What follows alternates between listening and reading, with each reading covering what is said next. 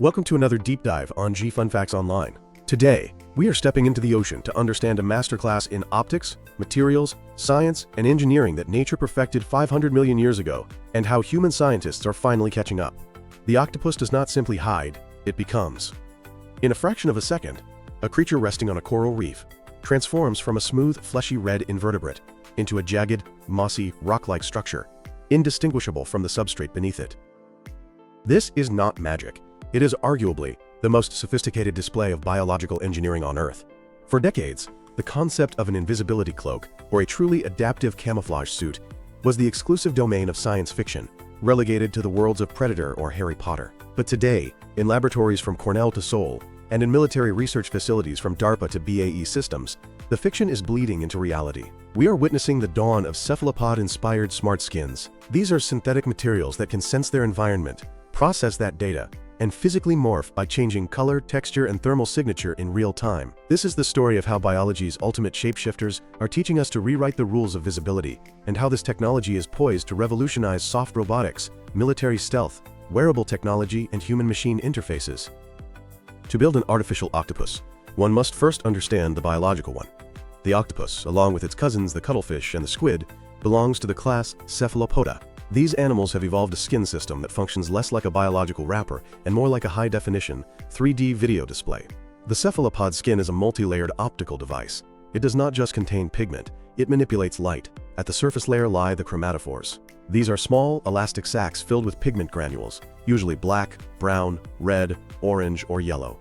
Unlike human skin, where pigment is static, meaning you do not tan in milliseconds, the cephalopod chromatophore is a neuromuscular organ. Each microscopic sac is attached to tiny radial muscles. When the brain sends a signal, these muscles contract, pulling the sac open like an expanding balloon. Imagine a drop of ink on a rubber sheet.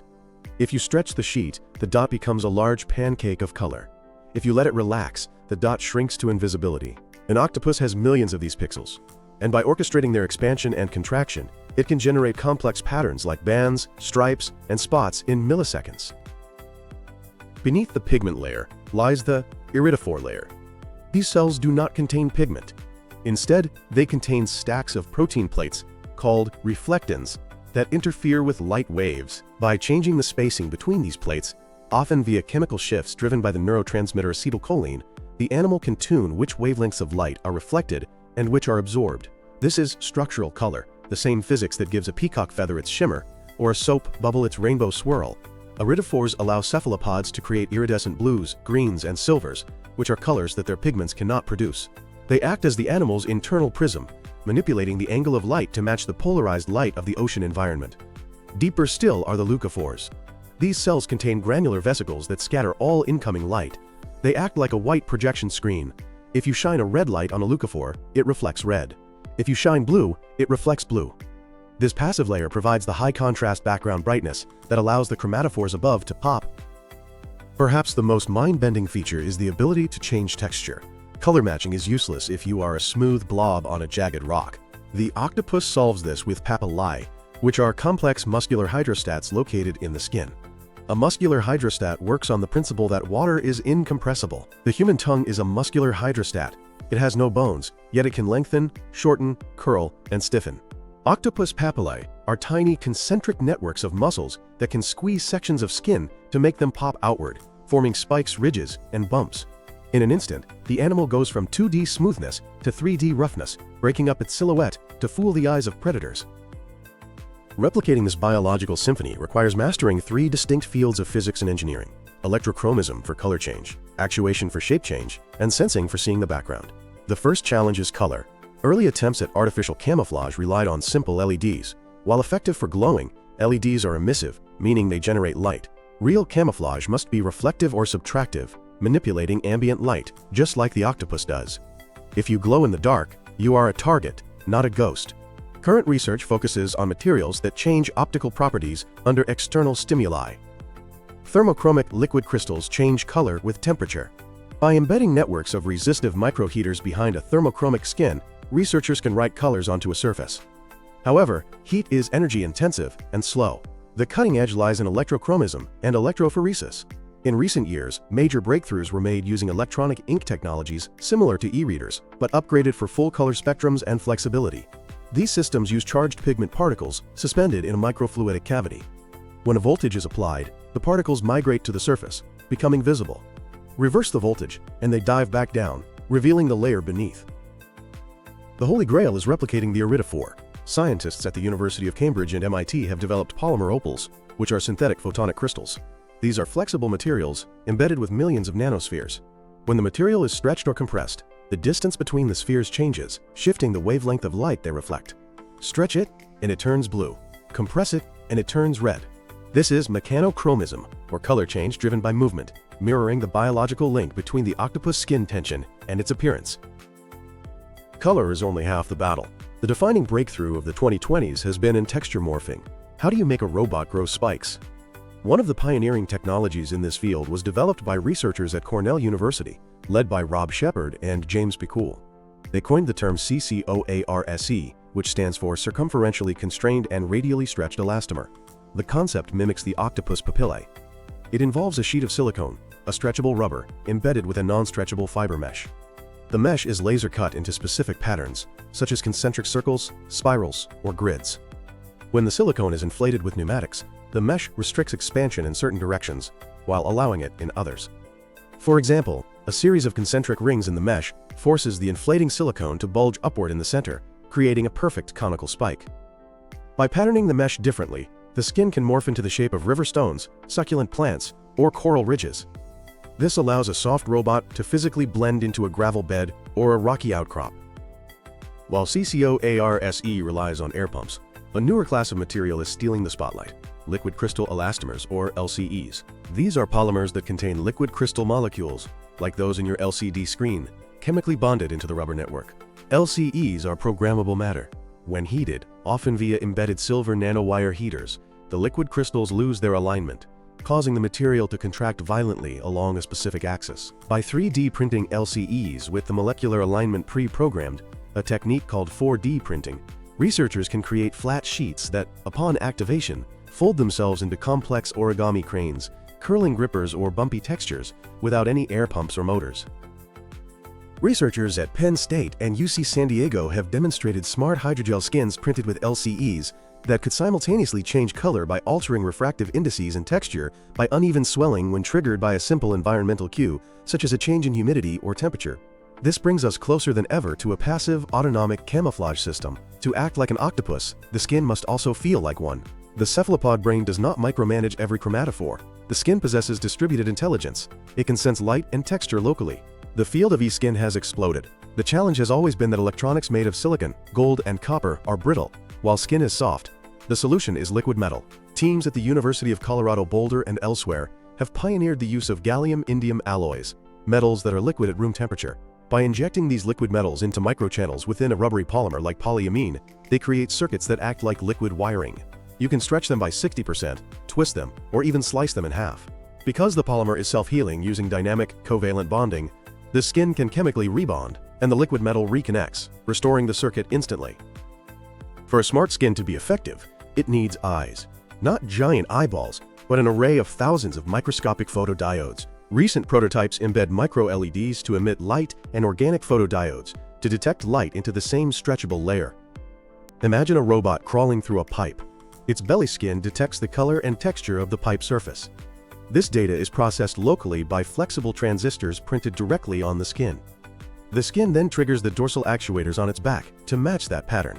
This creates a transparency effect, where the observer looks at the robot, but sees the pipe pattern projected on its back.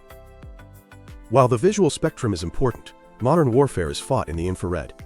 Thermal imaging cameras detect heat signatures, the glowing white silhouette of a tank engine or a warm human body against a cold background. BAE Systems made headlines years ago with the ADA-PTIV system, hexagonal tiles that could rapidly heat up or cool down to mask a tank's thermal signature. But the new generation of tech is far more subtle. The HT4 technology and similar breakthroughs in active thermal camouflage moved the game forward. Using graphene-based coatings, engineers can now tune the emissivity of a surface electrically. Every object emits thermal radiation based on its temperature and its emissivity, or how efficiently it radiates heat. By changing the electrical charge across a graphene layer, you can change its emissivity. This means a hot tank can be made to emit very little radiation, appearing cold to a thermal camera. Conversely, a cold patch can be tuned to emit more, matching the background. The ultimate goal is the multispectral stealth suit, a wearable garment that scatters radar waves using metamaterials, matches the visual background using electrochromics, and suppresses the thermal signature using variable emissivity coatings. We are effectively building the Predator suit. The implications extend far beyond the battlefield. Traditional robots are hard, heavy, and dangerous. A factory arm can crush a human skull by accident. Octopus-inspired soft robots are made of silicone and air. They can squeeze through gaps smaller than their bodies. Equipped with smart skin, these robots become the ultimate search and rescue tools. A snake-like robot could navigate the rubble of a collapsed building. Its skin protects it from sharp debris via self-healing mechanisms, while its texture-morphing ability allows it to grip slippery surfaces using biomimetic friction. If it encounters a trapped survivor, the soft inflated body can gently lift debris without causing crushing injuries. For amputees, eSkin offers the promise of restoring the sense of touch. By wrapping a prosthetic limb in a sensor-laden smart skin, pressure and temperature data can be encoded into digital signals and fed into the user's peripheral nerves. Furthermore, the texture-changing capability allows for haptic feedback. Imagine a virtual reality glove made of this material. When you pick up a virtual apple in the metaverse, the skin on your fingertips physically inflates to create pressure, and micro-vibrations simulate the texture of the fruit. You do not just see the virtual world, you feel it. We are approaching a horizon where the line between material and machine vanishes. The next frontier is bio-hybrid skins. Instead of mimicking chromatophores with plastic and voltage, researchers are beginning to use actual living cells. Engineered living materials, or ELMs, incorporate modified bacteria or yeast into hydrogel matrices. These cells can be genetically programmed to fluoresce or produce pigment in response to toxins or stress. Imagine a hazmat suit that is alive. It does not just block radiation. It detects a chemical leak and turns bright red to warn the wearer, while simultaneously releasing enzymes to neutralize the toxin.